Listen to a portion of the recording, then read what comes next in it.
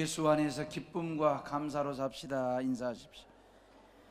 그럴 때에 근심 걱정 다 사라집니다. 다시 한번 우리 2층에도 우리 잠옷실에도 주 안에서 기뻐하며 삽시다. 인사하십시오. 제가 아이들 병문안을 하거나 아니면 주일날 애들이 아팠다고 저한테 안수기도 받으러 오는 아이들에게, 부모님들에게 입버릇처럼 하는 말이 있습니다.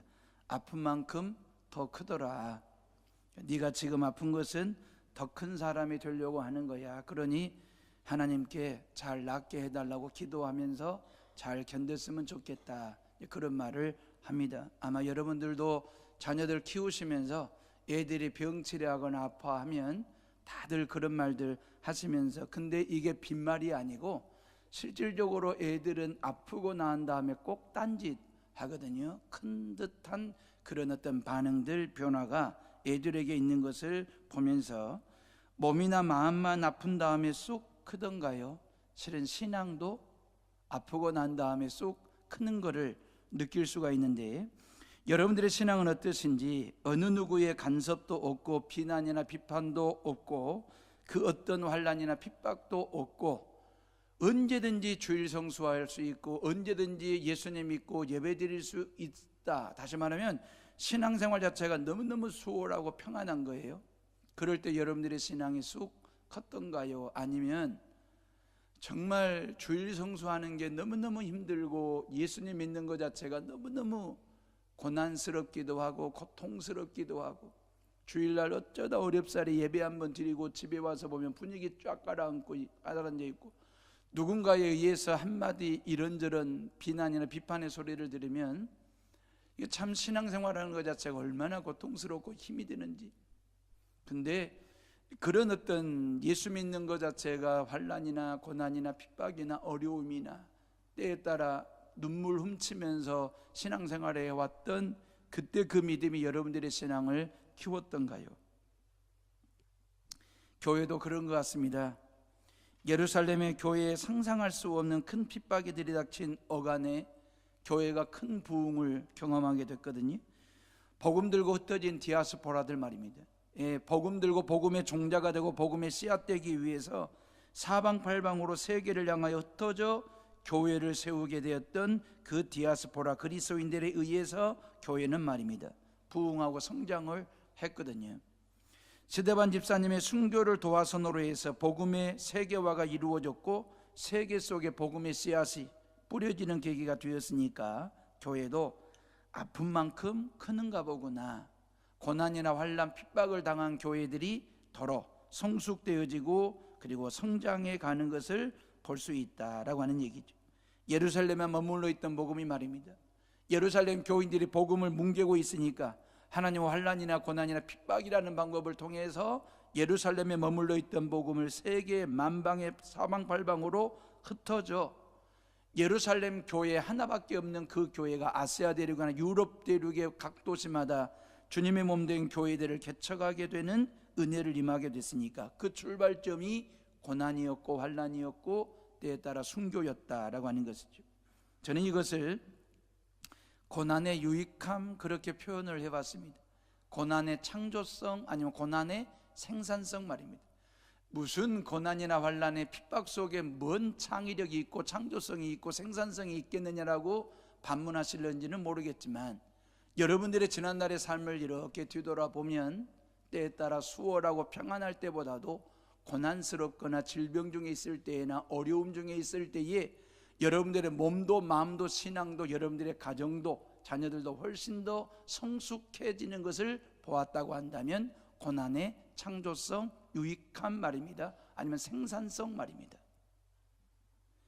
고난은 믿음의 고지를 오르는 데 있어서 반드시 딛고 서야 할, 딛고 올라가야 할 계단과도 같은 것입니다.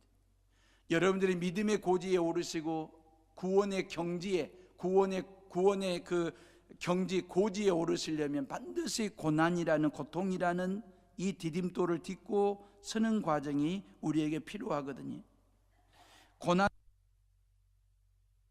고난의 생산성, 창조성을 얻기 위해서는 성령과 지혜가 충만한 성도가 되셔야 되거든요. 스데반과 빌립 집사는 바로 그런 사람이었습니다. 사도행전 6장 3절에 보니까 성령과 지혜가 충만하여 모든 사람들에게 칭찬 듣는 사람 스데반과 빌립, 글이 소개되어 있거든요. 예루살렘 초대교회는 교인 수를 셀 수 없을 만큼 수많은 교인들이 몰려들었잖아요. 그 수많은 교인들 중에서 성령과 지혜가 충만한 700명 교인을 뽑은 게, 일꾼을 뽑은 게 아닙니다. 70명을 뽑아 세운 게 아닙니다. 7명을 세웠습니다. 대단한 사람들이죠.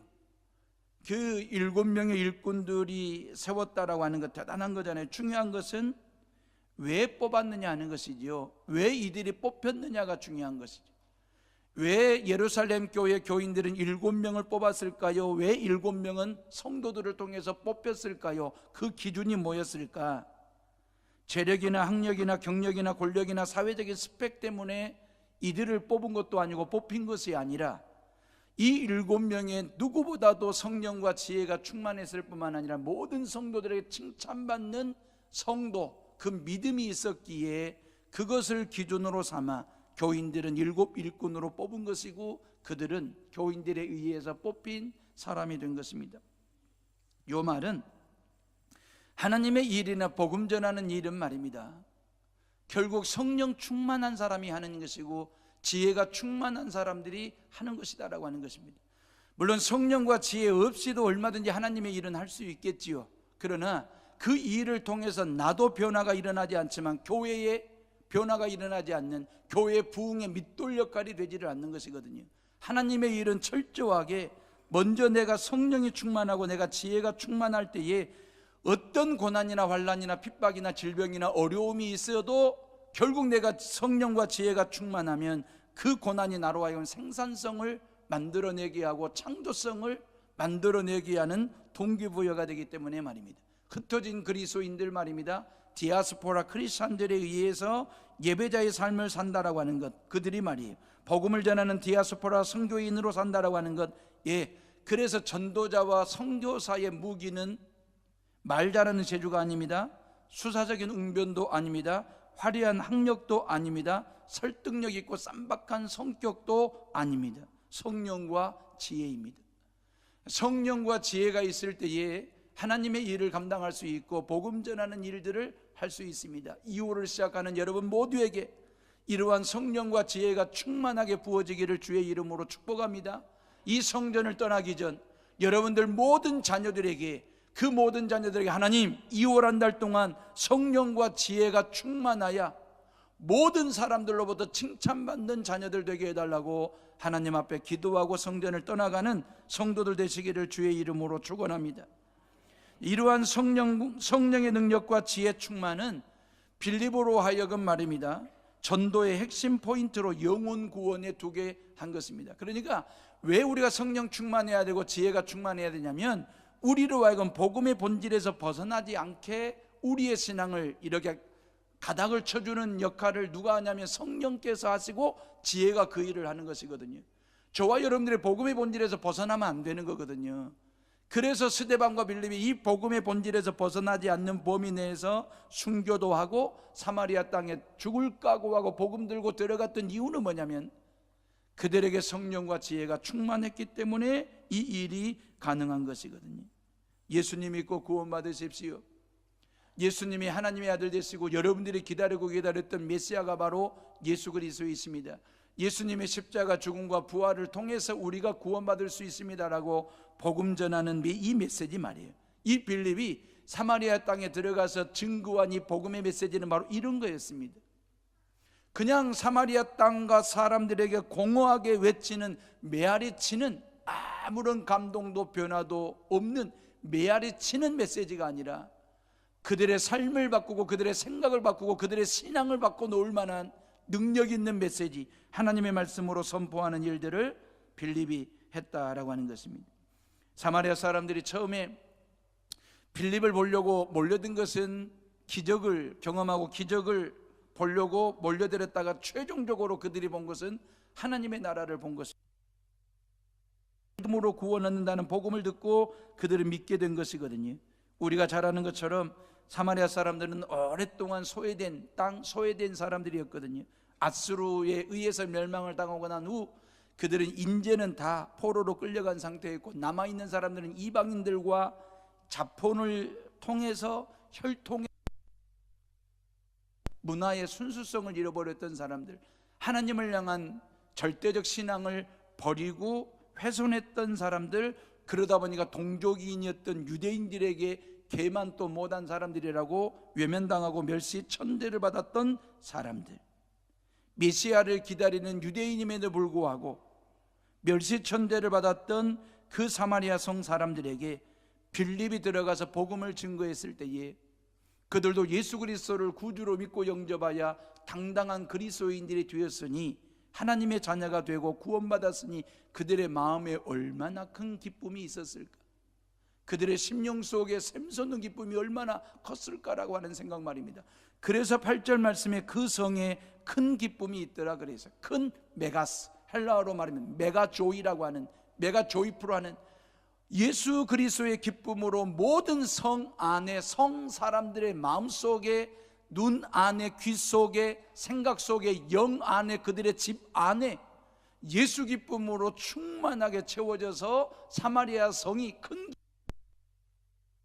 있더라 그랬잖아요.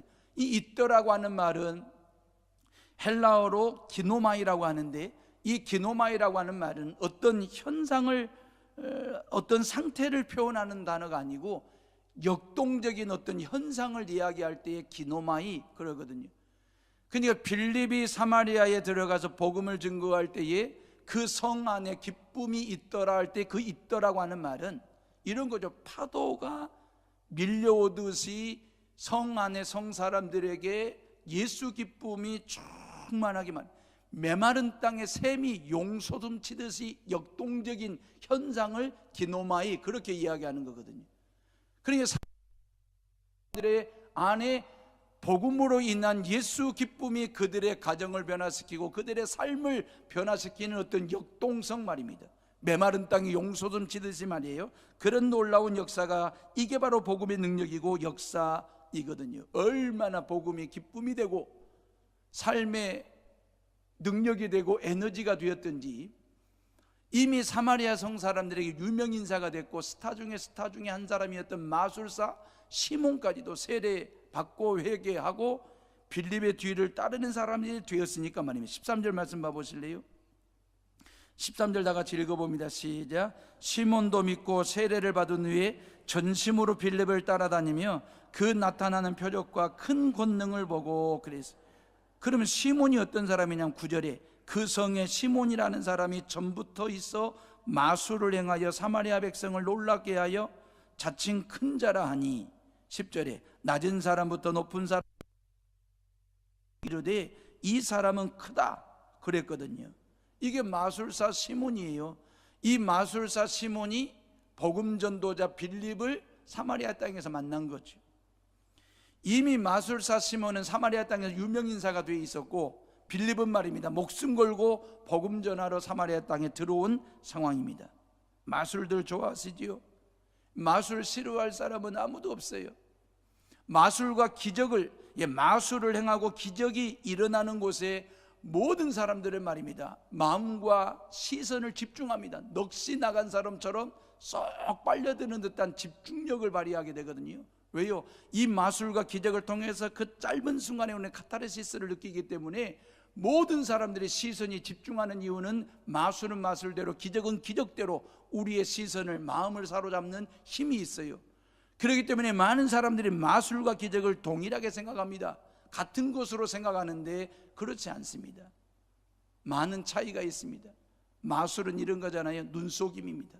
철저하게 눈을 속이는 것입니다. 참 신기한 것은 우리 모두가 다 마술을 볼 때에 눈속임이라고 하는 것을 알고 봐요. 그래서 나는 절대로 안 속는다 다짐 또 다짐하고 하면서 보면서도 깜빡하는 순간에 그 눈속임에 홀딱 넘어가는 그런 경우들 말입니다. 이게 마술이거든요.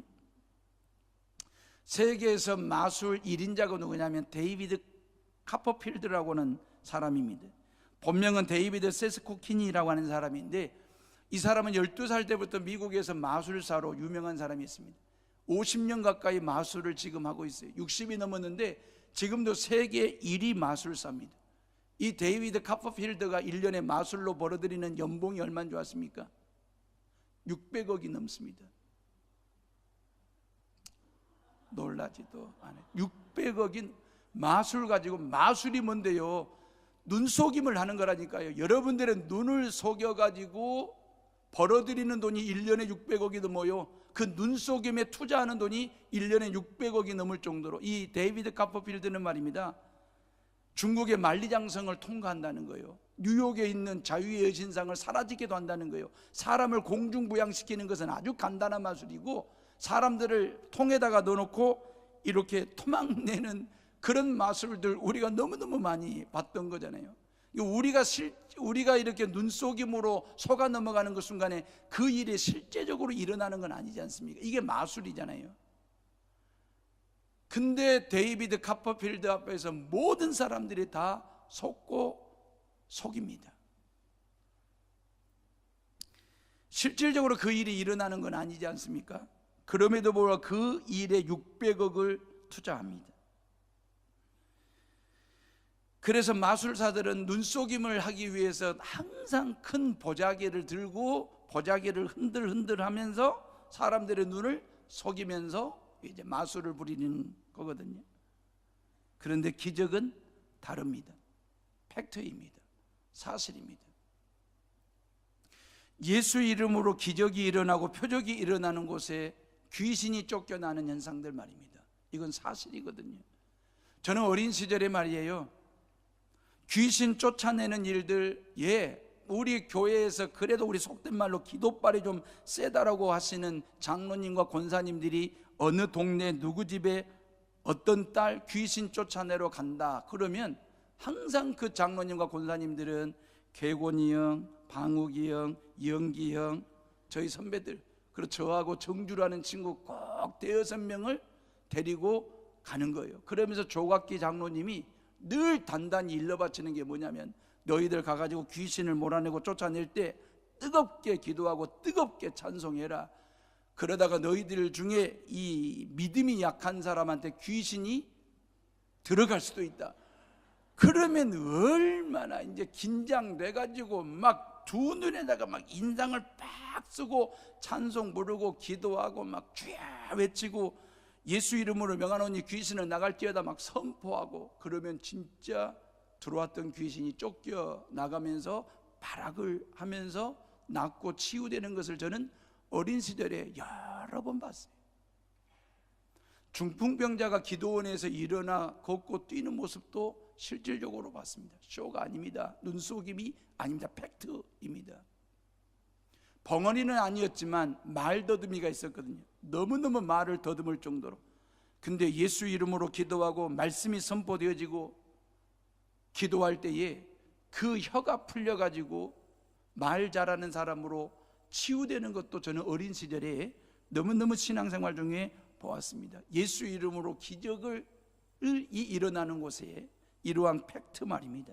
마술은 쇼이지만 기적은 말입니다, 팩트이거든요. 그러니 마술사 시몬이 얼마나 놀랬겠고, 모든 사람들의 다 눈속임을 통해서 자기를 따르는 사람들 만들어놨는데, 전도자 빌립이 와가지고 복음을 전하니까 중풍병자가 고침을 받고 귀신이 쫓겨나는 놀라운 팩트, 기적이 일어나는 것을 보았을 때 마술사 시몬이 무릎을 꿇고 회개하고 세례를 받고 빌립을 따르는, 예수를 따르는 사람으로 바뀌는 역사가 지금 일어나고 있지 않습니까? 마술과 기적의 또 다른 점은 뭐냐면 삶의 유무익이 확실합니다. 마술은요, 눈욕입니다. 그냥 그 순간 찰나에 신비롭죠. 그래서 엄청난 카타르시스를 느끼게 됩니다. 근데 이 마술을 통해서 내 생각이 바뀐 적은 없습니다. 마술을 통해서 내 삶이 달라진 적, 바꾼 적, 변화시킨 적이 없습니다. 마술은 글자 그대로 눈속임이고 눈욕이 거리에 불과한 것입니다. 마술을 통해서 역사가 달라지고 사람 개인의 인생이 바뀌었다라고 하는 얘기는 없습니다. 그러나 기적은 다릅니다. 예수 이름이 선포되는 곳에, 예수 이름으로 기적이 일어나고 표적이 일어나는 곳에 생각이 바뀌고 삶이 바뀌고 사마리아 성 자체가 바뀌고 사마리아 사람들이 완전히 기쁨의 사람으로 바뀌고 변화되는 것을 볼 때에 기적은 유익한 것이고 마술은 무익한 것입니다. 마술과 기적의 결정적인 차이점이 뭔지 아십니까? 마술은 사람들을 미신으로 이끌지만 기적은 말입니다, 사람들을 하나님께로 인도하는 점입니다. 마술사 시몬은 마술을 통해서 사람들로 하여금 자기를 따르게 했습니다. 근데 빌립은 기적을 통해서 모든 사람들로 하여금 하나님을 따르는 사람 되게 했거든요. 마술사 시몬은 마술을 통해서 자기를 높이는 일을 했습니다. 전도자 빌립은 기적을 통해서 하나님을 높이는 일들을 했거든요. 이러한 차이점 말입니다. 자, 이러한 데 있어서 빌립은 말입니다, 기적을 복음 전하는데 선교하는데 목적이 된 것이 아니라 수단시했습니다. 이러한 기적이나 표적은 복음 전하고 영혼 구원하는 데 있어서 하나의 수단이지, 그 기적과 표적 자체가 목적이 되어버리면 우리의 신앙은 말입니다, 어설픈 신앙이 될 수도 있거든요. 선교의 목적, 선교의 수단은 뭐냐면 그 성에 큰 기쁨을 주는 것입니다. 다시 말하면 이 기적을 수단시해서 사마리아 땅에 선교하는 목적은 뭐냐면 그 성 안에 큰 기쁨을 주는 거죠. 그럼 큰 기쁨이 뭡니까? 바로 예수 그리스도이십니다. 그 예수 그리스도를 만나 그 예수 그리스도를 믿어 죄 사함 받는 기쁨, 하나님의 자녀 되는 기쁨, 구원받는 기쁨, 천국 얻는 기쁨, 그리고 성령을 체험하는 기쁨, 이 기쁨이 사마리아 성 안에 사마리아인들의 마음속에 충만하게 드리워지도록 하는데, 이게 전도의 목적이고 선교의 목적이 되었다라고 하는 것입니다. 그 성에 큰 기쁨이 가득했듯이 그 집에, 그곳에, 그 영에, 그 마음에, 그 눈에, 그 귀에 그가 바로 여러분들 되시기를 주의 이름으로 축복합니다.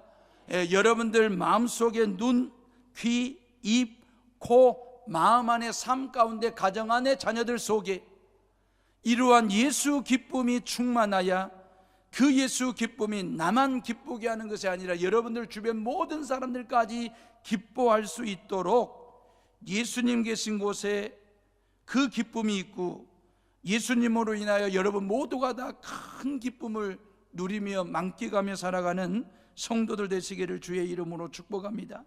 사마리아는 예수님 없는, 복음 없는, 예수님 없고 복음이 없는 벌모지였고 황무지였습니다.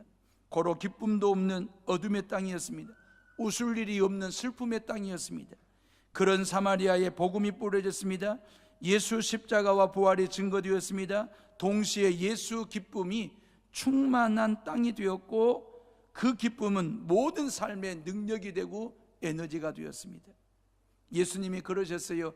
요한복음 15장 11절에 내가 이것을 너희에게 이르면 내 기쁨이 너희 안에 있어 너희 기쁨을 충만하게 하려 함이니라 그랬어요. 예수님의 기쁨이 우리 안에 충만하게 채워져서 나만 기뻐하는 것이 아니라 기뻐하는 나 때문에 내 주변 모든 사람들까지 하나님의 기쁨을 나누게 되는, 그래서 하나님을 기쁘시게 하는 그 기쁨 덩어리 말입니다. 영국의 시인 엘 프라이어는 말입니다, 네가 행복하기를 원한다면 기뻐하기를 배워라 그랬습니다. 스펄전 목사님은 은사 중에 가장 큰 은사는 웃는 은사다, 기뻐하는 은사다라고 이야기를 했습니다. 그러니까 웃을 수 있는 사람은 보통 축복받은 사람이 아닙니다.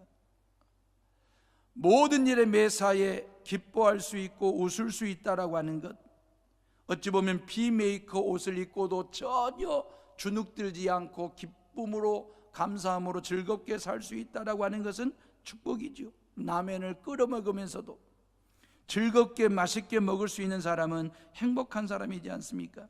욥기 8장 21절에 웃음으로 내 입에 즐거운 소리로 네 입술에 채우리니 그랬어요.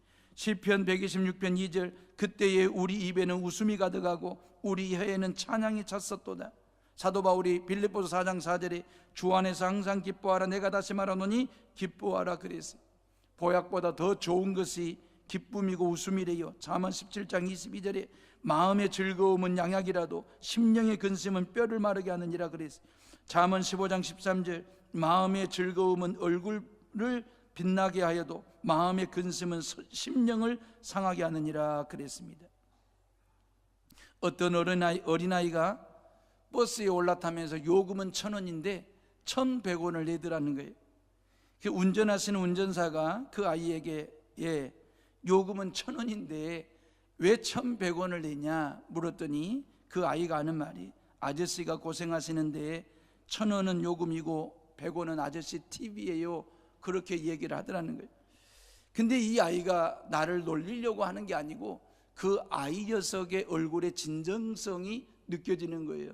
그래서 운전수 아저씨가 200원을 아이 손에 들려주면서 참 니는 착하다, 고맙다, 이것은 네 장학금이다, 그리고 손에 들려줬다라고 하는 거예요. 그러면서 운전수와 이 어린아이 사이에 서로 얼굴을 마주보고 환한 미소를 띄우고 만발의 어떤 그 미소를 띄우면서 웃었다라고 하는 이야기이거든요. 웃음이라고 하는 어원은 웃숨이래요. 이 웃음의 어원을 찾아가면 웃숨이에요. 웃숨이라고 하는 말은 윗숨입니다. 윗숨, 가장 위에 계신 분의 숨이 내 안에 들어왔을 때 그것이 웃음으로 표현하는 걸 웃음, 기쁨, 그렇게 얘기하는 거예요. 하나님께서 저와 여러분들을 흙으로 빚으시고 그러지요. 흙덩어리 바디, 몸이 된 것입니다.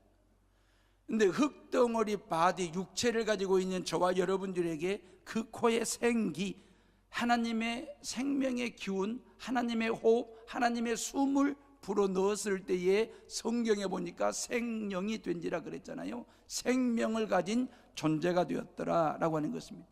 다시 말하면 우리 몸 안에 하나님의 기운이, 하나님의 숨이 불어 넣어지지 아니했더라고 한다면 우리는 그냥 흙덩어리에 불과한 존재가 될 텐데, 우리 안에 하나님의 기운과 숨이 들어왔어요. 생명체가 되었습니다. 웃음이라고 하는 것은 그런 거래요. 윗숨 말입니다. 가장 위에 계신 하나님의 숨이, 하나님의 기운이, 하나님의 호흡이 우리 안에 부어지고 채워지고 넣어줬을 때에 그것이 우리가 웃음이 된다라고 하는 이야기거든요. 그러니까 저와 여러분들이 예수 안에서 기뻐하고 웃을 수 있다. 여러분들의 웃음소리는 결국 하나님의 숨소리가 되는 것입니다. 하나님의 숨소리를 우리는 웃음으로 표현하는 거예요. 그래서 우리는 어떤 상황이 됐든, 어떤 여건이 됐든, 어떤 몸이 됐든, 어떤 상황이 됐든, 설교 서두에도 말씀을 드린 것처럼 어떤 고난이나 환난이나 핍박이나 질병이나 어려움 중에도 우리가 그걸 딛고 서면 그것이 우리로 하여금 성숙되게 하고 우리의 신앙을 속살이 찌게 하고 연글게 한다라고 이야기하고 말씀을 드린 것처럼 말입니다. 여러분들의 웃음소리는 가정 안에서 웃든 직장에서 웃든 누구를 만나서 웃든 여러분들의 웃음소리는 결국 하나님의 숨소리라고 하는 사실을 기억하시고 모든 사람들 앞에서 기뻐하고 웃음 짓고 살아가는, 웃기며 살아가는 성도들 되시기를 주의 이름으로 축복합니다. 사마리아 성에 임한 기쁨이 바로 그거예요. 하나님의 숨소리가 들리기 시작했어요. 사마리아 땅에 버려진 땅, 소외된 땅, 이 슬픔과 복음이 없는 그 땅에 이제 하나님의 숨소리가 들리기 시작하면서 그 사마리아 성이 기쁨의 성이 됐고 그 사마리아인들이 기쁨의 사람들이 되었다라고 하는 것입니다. 그래서 기쁨을 영어로 조이라고 얘기하잖아요. J-O-Y 말입니다. 이 조이라고 하는 말, 이 조이라고 하는 영어 기쁨이라는 단어를 어떤 사람이 이렇게 해석을 했어요. Jesus first 말입니다. 예수님을 내 삶의 최우선으로 앞에 두는 거죠. J 그 말이에요. O는 말입니다. Order second 말입니다. 나보다도 다른 사람을 더 귀하게 여길 줄 아는 배려하는 마음, Order second 할 때에 내 안에 기쁨이 있다라고 하는 것입니다. 조이하고 유, Y 할 때는 그 Y는 유 서들, 자신을 제일 마지막에 두었을 때에 기쁨이 온다라고 하는 거죠. 이 조이라고 하는 이 기쁨은 지저스, 예수 그리스도를 가장 앞에 우선에 둘 때에 기쁨. order second, 나보다도 남을 더 귀하게 아름답게 배려하고 인정해 줄 때의 기쁨. you, why 그 말입니다. you third 말입니다. 이것은 나를 제일 마지막에 두고 살아갈 때에 이게 바로 진정한 기쁨이다라고 하는 것입니다. 빌립의 전도는 성 전체를 기쁨의 도가니로 빠져들게 했습니다. 선교는 다른 것이 아닌 것 같아요. 선교라고 하는 것, 전도라고 하는 것은 우리가 사는 곳에 기쁨을 주는 것, 여러분들이 만나는 모든 사람들에게 기쁨을 주고 그 사람으로 하여금 웃음 짓게 하는 것, 이게 전도이고 이게 진정한 선교이지 않을까요? 우리가 해외로 선교 여행 나가고 선교사로 파송받는 것도 중요한 일이지만 생활 속의 선교 말입니다. 일상생활 속에서 얼마든지 우리 모두가 다 선교사로 살아갈 수 있지 않을까라고 하는 것 말입니다.